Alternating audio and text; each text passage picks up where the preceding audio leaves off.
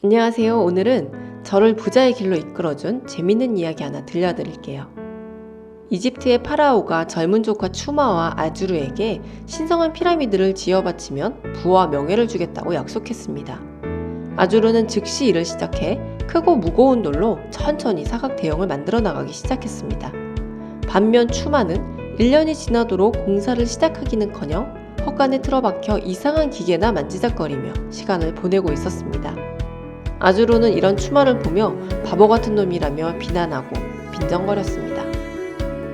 그 후로 또 1년이 지나고 아주르는 기초공사를 마치고 다음 층을 쌓으려던 중 큰 문제를 만나게 됩니다. 돌이 너무 무거워 더 이상 위로 올릴 수 없게 된 것이죠. 자신이 더 강해져서 힘이 세져야 한다고 생각한 아주르는 자기가 가진 대부분의 시간을 체력 단련하는 데 쓰고 많은 돈을 건강식품을 사는 데 소비하게 됩니다. 그러는 사이에도 추마의 피라미드는 전혀 올라가지 않았고 아주르는 앞으로 3년 후면 추마는 자신의 피라미드를 따라잡고 싶어도 따라잡을 수 없을 거라며 추마를 비웃었습니다. 어느 날 광장에서 큰 소란이 나서 가보니 추마는 지지대, 바퀴, 지렛대, 밧줄 등으로 구성된 거대한 기계를 옮기고 있었습니다. 이를 본 아주르는 왠지 모를 두려움을 느꼈습니다. 추마는 그 기계를 이용해 간단한 조작만으로 거대한 돌들을 힘들이지 않고 들어올려 피라미드의 기초를 쌓기 시작했습니다. 마술처럼 빠른 속도였습니다. 이렇게 40일이 지나자 추마의 지렛대는 아주르가 3년에 걸쳐 해놓은 작업량을 따라잡았습니다. 그러는 동안에도 아주르는 이럴수록 더욱 열심히 일해야 한다며 돌을 나르는 고된 노동을 계속합니다. 결국 3년에 걸쳐 시스템을 만들어낸 추마는 이것을 이용해 피라미드를 완성해냈고 26이라는 젊은 나이에 부와 명예를 갖게 됩니다. 그리고 더 이상 일할 필요가 없게 되었죠.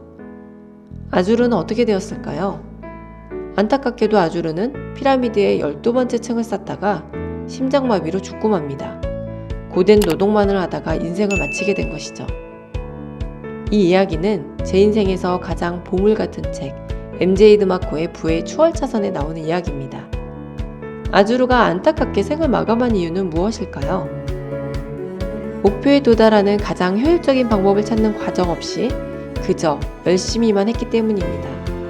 자기 대신 큰 힘을 발휘할 지렛대라는 훌륭한 시스템을 개발하는데 온 힘을 쏟은 추마와 달리 아주르는 무턱대고 노동만을 이어나갔기 때문에 더 힘들게 일했음에도 불구하고 원하는 결과를 얻지 못한 것입니다.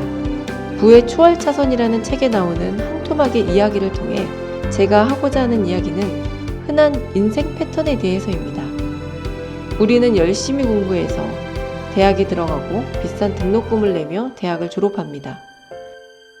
졸업 후에도 취직을 위한 공부는 이어지고 우여곡절 끝에 직장에 입사하게 됩니다. 꿈만 같은 취업을 했지만 생각과 달리 직장에서도 마음 편할 날이 그리 많지는 않습니다. 승진을 하기 위해 혹은 근무 조건이 더 좋은 곳으로 이직하기 위해 자격증 공부는 물론이고 새벽에 일어나 영어학원을 다니는 일도 마다하지 않고 바쁘게 살아갑니다. 문제는 내 삶이 나아지고 있지 않다는 사실을 알면서도 방법을 찾지 않는다는 것인데요. 남들도 다 이러고 살잖아. 그리고 어차피 뾰족한 방법도 없잖아. 이렇게 변명하며 그저 하루하루를 버텨냅니다. 불금이 되면 즐기는 치킨에 맥주 한 잔을 낙으로 여기고 오직 금요일이 오기만을 기다립니다. 일요일 오후만 되면 다음날 출근해서 처리해야 할 골치 아픈 일들이 벌써부터 마음을 짓누르기 시작하고 몸은 이미 출근한 것처럼 긴장됩니다. 뭔가 찜찜한 기분이지만 이것이 원래 우리가 감당해야 할 인생이라 생각하며 스스로를 위로합니다. 네, 재테크를 시작하기 전에 제 인생 이야기입니다. 이제와 생각하면 오랜 세월 동안 부질없는 곳에 많은 시간을 쏟았고 보상받지 못할 노력들을 참 많이도 했습니다. 그렇기에 처음부터 방향만 제대로 잡았더라면 훨씬 더 빨리, 훨씬 더 많은 것을 얻었을 텐데 하는 아쉬움이 남습니다.